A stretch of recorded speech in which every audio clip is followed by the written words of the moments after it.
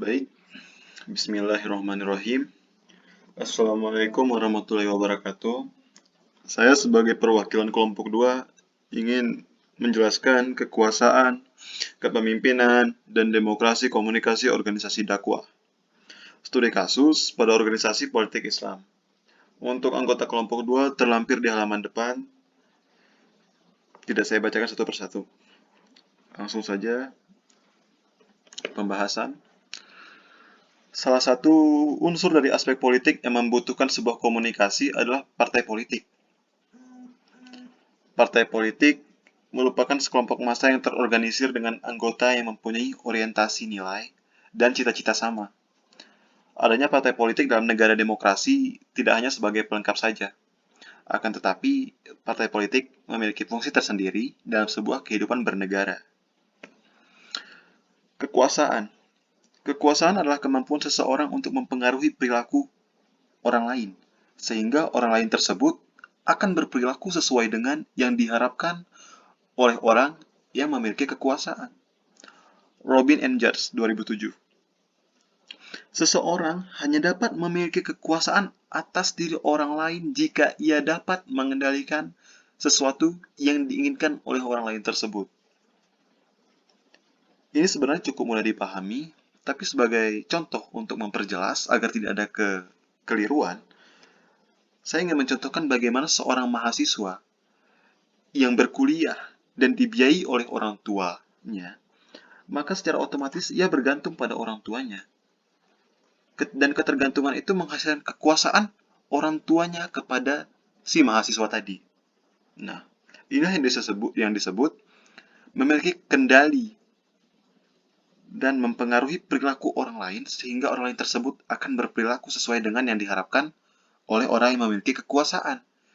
Bisa saja ada proses ancaman di mana jika si mahasiswa ini tidak selesai 8 semester, maka biaya kuliahnya akan diberhentikan oleh orang tua.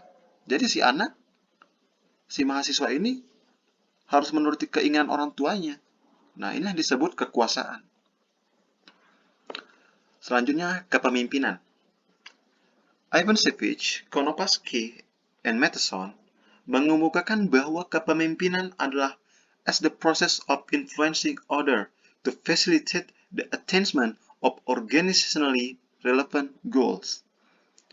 Untuk mencapai tujuan kelompok maupun organisasi, pemimpin informal maupun formal mempunyai peran yang sama-sama pentingnya untuk menuju keberhasilan kelompok maupun tujuan organisasi. Nah, di sini jelas ada pemimpin informal maupun formal. Apa bedanya? Pemimpin informal ini tidak harus memiliki jabatan resmi sebagai pemimpin di suatu organisasi.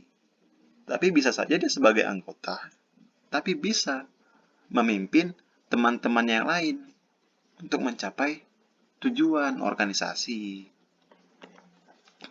Selanjutnya, kepemimpinan dan kekuasaan. Seorang pemimpin dapat menggunakan kekuasaannya sebagai alat untuk mencapai tujuan pribadinya maupun kelompoknya.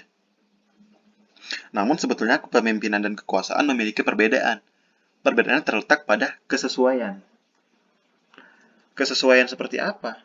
Kekuasaan ini tidak membutuhkan kesesuaian tujuan, hanya ketergantungan. Sedangkan kepemimpinan membutuhkan kesesuaian tujuan antara pemimpin dan orang yang dipimpinnya. Cukup jelas? Kemudian ada arah dan pengaruh. Kepemimpinan berfokus pada pengaruh atasan atau pemimpin terhadap bawahannya. Downward influence. Yang meminimalkan pentingnya bentuk pengaruh ke samping dan ke atas. Sedangkan kekuasaan, selain berfokus pada bawahannya, juga berfokus pada pengaruhnya ke atasan atau ke sesama teman yang pada tingkat sama. Kemudian cara implementasinya. Kepemimpinan lebih menekankan pada cara atau gaya kepemimpinan yang perlu dilakukan untuk mencapai tujuan. Ini biasanya melalui pendekatan. Sedangkan kekuasaan lebih memfokuskan diri pada taktik-taktik atau strategi untuk mendapatkan kesepakatan. Kemudian pemilik kekuasaan. Kepemimpinan lebih merupakan kekuasaan yang dimiliki secara individual. Sedangkan kekuasaan bisa dimiliki oleh sekelompok orang atau lebih. Kemudian ada gaya kepemimpinan. Gaya kepemimpinan adalah salah satu cara yang digunakan oleh seseorang pemimpin dalam mempengaruhi, mengarahkan, dan mengendalikan perilaku orang lain untuk mencapai tujuan. Di antaranya, ada tipe otokratis. Tipe otokratis ini sering kita dengar dengan pemimpin yang otoriter. Maka semua kekuasaan ada di tangan sang pemimpin. Nah, ini yang disebut pemimpin otokratis. Kemudian, ada tipe kendali bebas atau laissez-faire. Ini kebalikan dari tipe otokratis. Kepemimpinan ini biasanya pemimpin cenderung pasif dan memberikan kebebasan yang seluas-luasnya terhadap bawahan untuk mencapai tujuan dari organisasi, berjalan sesuai temponya saja. Kemudian ada tipe paternalistik. Persepsi seorang pemimpin yang paternalistik tentang perannya dalam kehidupan organisasi dapat dikatakan diwarnai oleh harapan bawahan kepadanya. Harapan bawahan berwujud keinginan agar pemimpin mampu berperan sebagai bapak yang bersifat melindungi dan layaknya dijadikan sebagai tempat bertanya dan untuk memperoleh petunjuk. Memberikan perhatian terhadap kepentingan dan kesejahteraan bawahannya. Pemimpin yang paternalistik mengharapkan agar legitimasi kepemimpinannya merupakan penerimaan atas peranan yang dominan dalam kehidupan organisasi. Tipe karismatik. Tipe karismatik ini sangat sulit untuk dipahami, karena sebagian besar pengikutnya tidak dapat menjelaskan secara konkret mengapa orang tersebut ia kagumi dan dia ikuti. Bahkan, para ahli belum berhasil menemukan sebab-sebab mengapa seorang pemimpin memiliki karisma. Kemudian tipe militeristik. Tipe militer di sini, dalam arti kata, pemimpin lebih sering menggerakkan bawahannya dalam bentuk perintah, senang bergantung pada pangkat dan jabatan, dan sangat senang pada formalitas yang berlebih-lebihan, menuntut disiplin yang tinggi dan kaku dari bawahannya, dan sukar menerima kritikan dari bawahannya. Kayak siapa, ayo? Tipe pseudo-demokratis. Tipe pseudo-demokratis ini tipe yang manipulatif. Sebagai contoh, bagaimana seorang pemimpin memiliki tujuan tersendiri, memiliki rencana sendiri, maka ia menciptakan panitia bayangan atau panitia palsu, seolah-olah terjadi musyawarah, seolah-olah terjadi demokrasi. Padahal itu semua hanya untuk mengesahkan tujuan dari rencananya. Ini bisa dikatakan bentuk pemimpin otoriter yang lebih halus, atau dalam istilah kerennya main cantik, main bersih, main rapi. Kemudian tipe demokratis ini cukup sering kita dengar dan sering kita baca, maka secara garis besar ini adalah tipe kepemimpinan yang terbuka dan memiliki kebebasan dalam koridor-koridor tertentu oleh atasan maupun bawahan. Selanjutnya ada demokrasi komunikasi. Demokrasi tidak hanya merupakan suatu sistem pemerintahan saja, tetapi juga suatu gaya hidup serta tata masyarakat yang karena itu juga mengandung unsur-unsur moral. Oleh karena itu dapat dikatakan bahwa demokrasi didasari oleh beberapa nilai atau value. Jika kemudian diperinci nilai-nilai ini bergantung kepada perkembangan sejarah serta budaya politik masing-masing. Nilai tersebut adalah institutionalis, peaceful settlement of conflict. Di sini adalah bagaimana suatu lembaga, suatu organisasi mampu mengendalikan atau menyelesaikan masalah tanpa menimbulkan masalah, jalan tengah, jalan damai. Kemudian ada orderly succession of rules. Di sini adalah bagaimana suatu lembaga dalam menentukan pemimpin atau penguasanya.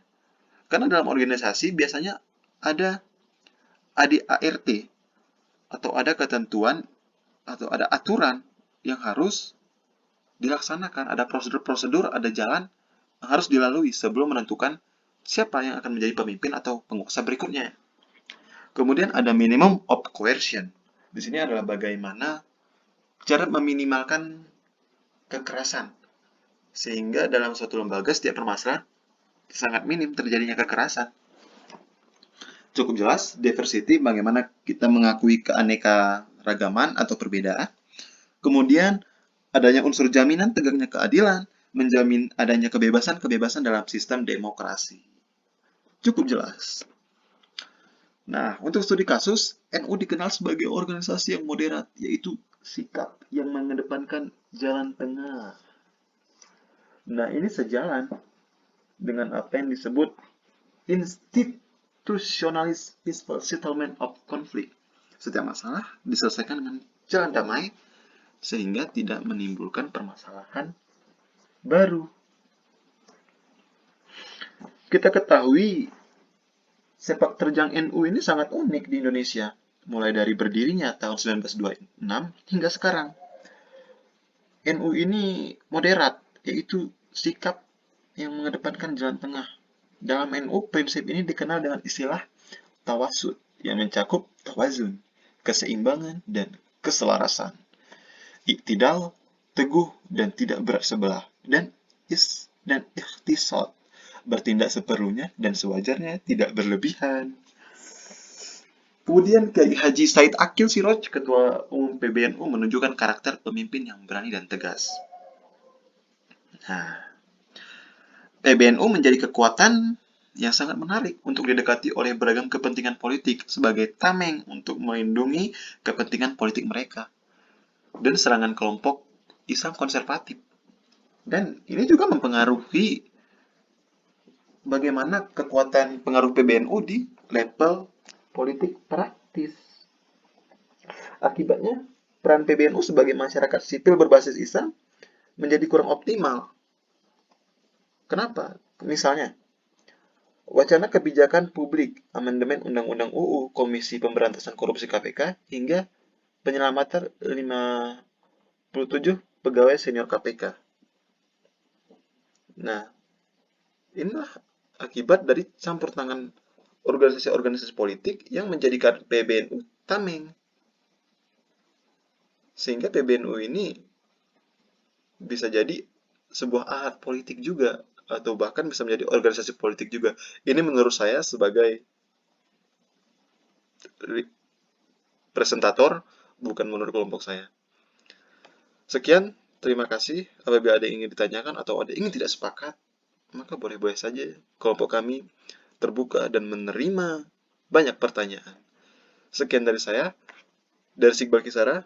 Assalamualaikum warahmatullahi wabarakatuh.